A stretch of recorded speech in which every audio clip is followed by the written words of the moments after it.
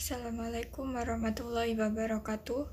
Nama saya Naila Nazmi Ulia, Prodi Studi Agama, nomor induk mahasiswa 07040221061, semester 1.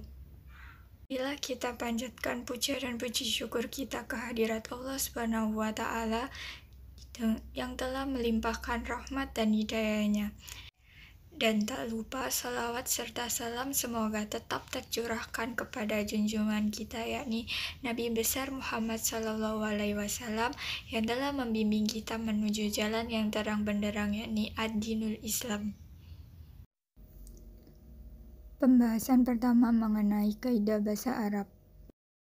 Dalam bahasa Arab, ada yang namanya pembagian kata, yakni nahwu.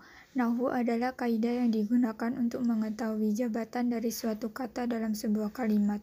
Dengan nahwu, kita dapat mengetahui harokat akhir dan tahu cara untuk mengirobinya. Semua bahasa manusia tersusun dari 3 komponen dasar, yaitu yang pertama, satuan bunyi yang disebut huruf atau abjad. Contoh, mim, sin, jim, dal. Yang kedua, susunan huruf yang memiliki arti tertentu yang disebut kata. Contoh, masjid. Yang ketiga, rangkaian kata yang mengandung pikiran yang lengkap yang disebut kalimat. Contoh, usolli fil masjid, yang artinya saya sholat di masjid. Dalam tata bahasa Arab, kata dibagi ke dalam 3 golongan besar. Yang pertama, isim atau kata benda atau kata keterangan. Yang kedua, fiil atau kata kerja. Yang ketiga, huruf atau kata tugas. Muzakkar dan muannas. Dalam kaidah bahasa Arab, kata yang ada pada bahasa Arab memiliki gender atau jenis kelamin, yakni muzakkar yang menunjukkan laki-laki dan muannas menunjukkan perempuan. Contoh kata muzakkar, babun yang artinya pintu, jidar yang artinya dinding, kursiun yang artinya kursi. Contoh kata muannas, nafidatun jendela, mindadatun meja, madrasah sekolah.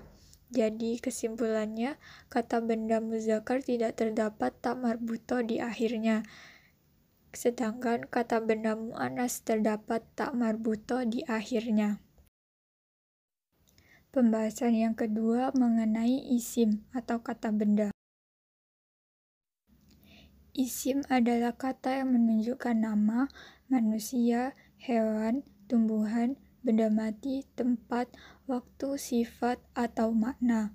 Contoh, rojulun, yang artinya seorang lelaki. Syahrun, bulan. Nadif, artinya bersih. Ciri-ciri dari isim. Yang pertama, dapat ditanwin. Contoh, rojulun, kitabun, syajaratun. Yang kedua, bisa dimasuki oleh alif lam. Alif lam terdapat di awal kata. Contoh, ar-rojulun, al-kitabun, asyajaratun. Yang ketiga, bisa dimasuki oleh huruf nida atau panggilan.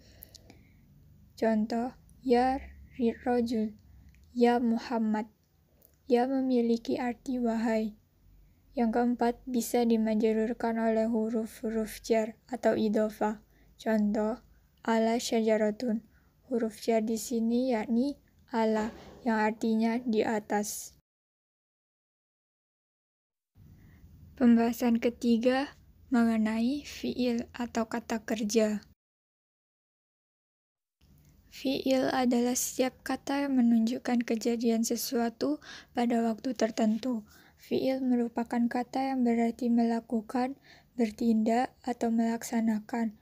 Macam-macam kalimat fiil, yakni yang pertama, fiil madi, kata kerja yang menunjukkan masa lampau atau telah terjadi. Contoh fiil madi, aqbala, akala, ja'a, infataha. Yang kedua, fiil mudhari', kata kerja yang menunjukkan masa kini atau yang akan terjadi. Contoh fiil mudhari', yansuru, yaqra'u, yaqrimu, yanfatihu. Yang ketiga, fiil amr adalah kalimat yang menunjukkan makna perintah dan memuat masa yang akan datang. Contoh fiil amr, ansur, ijlis, ta'allam, aktub, iftah. Pembahasan keempat, yakni mengenai harf atau kata tugas. Harf adalah kata yang tersusun dari satu atau beberapa huruf dan tidak dapat berdiri sendiri.